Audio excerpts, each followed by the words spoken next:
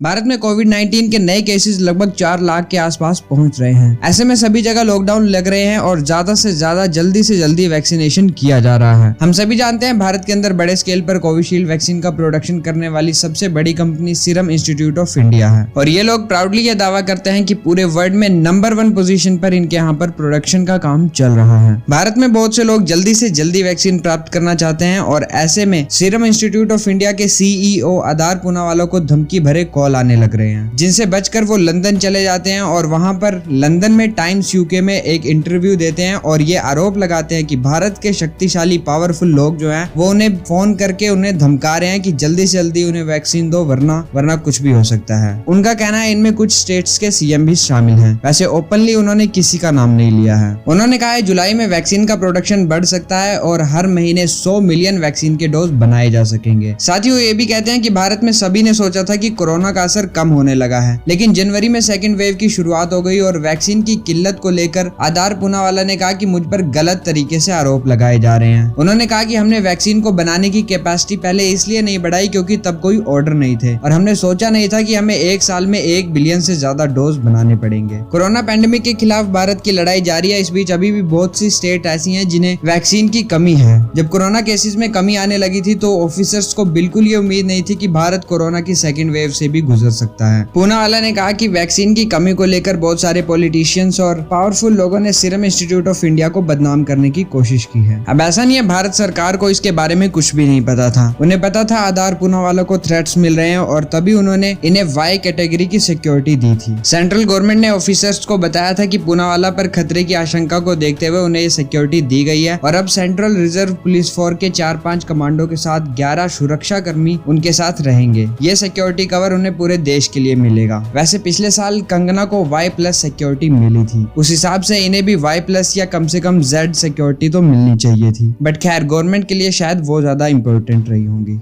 पूनावाला ने phone call का जिक्र करते हुए कहा कि लोगों का इस तरह से धमकी देना समझ से परे है। वैक्सीन सप्लाई को लेकर मुझ पर भारी प्रेशर डाला जा रहा है और ऐसी उम्मीद नहीं थी कि लोग इतनी ज्यादा उम्मीदें रखने लगेंगे। सभी चाहते हैं कि पहले वैक्सीन उन्हें मिले। उन्हें लगता है कि उनसे पहले किसी और को वैक्सीन नहीं मिलनी चाहिए। आगे उन्होंने कहा कि फोन करने वाले कहते हैं कि अगर हमें वैक्सीन नहीं दोगे तो अच्छा नहीं होगा। ये बात करने का तरीका नहीं है, ये सीधे तौर पर धमकी है। वो समझाने की कोशिश करते हैं कि अगर मैंने उनकी बात नहीं मानी तो क्या हो सकता है। उन्होंने कहा कि इन घटनाओं के कारण ही हम अपना काम ठीक से नहीं कर पा रहे हैं। पूनावाला इस टाइम लंदन में है। वैसे ब्रिटेन में भारतीयों की एंट्री पर बैन लगाने से पहले वो वहां पर पहुंच गए थे। उन्होंने कहा कि मैंने लंबे समय तक यहीं पर रहने का मन बना लिया है और ऐसे हालात में भारत वापस जाना भी नहीं चाहता। सब कुछ मेरे कंधों पर डाल दिया गया है, लेकिन मैं अकेला ये सब नहीं कर सकता। पूनावाला ने कहा कि मैं ऐसी स्थिति में बिल्कुल भी नहीं फंसना चाहता जहां आप अपना काम सही तरीके से करने की कोशिश कर रहे हो और फिर भी आपको डर लगा रहे कि किसी X, Y या Z की सप्लाई पूरी नहीं हो सकी तो क्या होगा। लंदन आने की वजह कुछ बिजनेस प्लान भी है। वो भारत के बाहर भी वैक्सीन का प्रोडक्शन करना चाहते हैं, इसमें UK भी शामिल है। कुछ ही दिनों में वो उनका नाम जाहिर करेंगे। वैसे 28 अप्रैल को सीरम ने कोविशील्ड के दाम घटाए थे और पूनावाला ने ट्वीट के जरिए इसकी जानकारी दी थी। उन्होंने कहा था कि स्टेट्स को 400 रुपए की जगह ये वैक्सीन अब 300 रुपए में मिलेगी और इस फैसले से स्टेट्स को हजारों करोड़ रुपए की बचत होगी। इससे वो ज्यादा से ज्यादा वैक्सीन खरीद सकेंगे और इससे हजारों जिंदगियां बचाई जा सकेंगी। इससे पहले 21 अप्रैल को ही सीरम ने वैक्सीन के नए रेट फिक्स किए थे। तब प्राइवेट हॉस्पिटल्स को कोविशील्ड वैक्सीन 600 रुपए में देने की बात कही गई थी और उससे पहले इन हॉस्पिटल्स को ये वैक्सीन 250 रुपए में दी जा रही थी। तब स्टेट्स के लिए दाम 400 रुपए तय किए गए थे और सेंटर को दी जाने वाली वैक्सीन के दाम पहले की तरह 150 रुपए ही रखे गए थे। जो UK में प्रोडक्शन होने वाली है वो UK के लिए और आसपास की कंट्रीज कनाडा वगैरह के लिए होगी। भारत में वैक्सीन के प्रोडक्शन पर कोई कमी नहीं आएगी। पुणे में इसका काम चल रहा है और रेगुलर चलता रहेगा उसी स्पीड से। बाकी इन्होंने भारत लौटने के बारे में अभी कुछ नहीं कहा है। अब मेन बात यहाँ पर यह है कि सेंट्रल गवर्नमेंट को देखना चाहिए, इन चीजों पर रोक लगानी चाहिए,